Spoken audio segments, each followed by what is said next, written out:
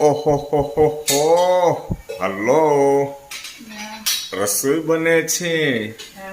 વાહ, પણ આખો દિવસ રસોડામાં ને રસોડામાં, બસ રસોડા સિવાય બીજું કાંઈ કામકાજ નથી તમારે? અમારા મિત્રો કહે છે રસોડા સિવાય બીજું કાંઈ કામકાજ છે? મારું નહીં, તમારું કહીશ. ઓહો, અરે મારું ન કહેવા, તું મારું નામ દેમાં આવે.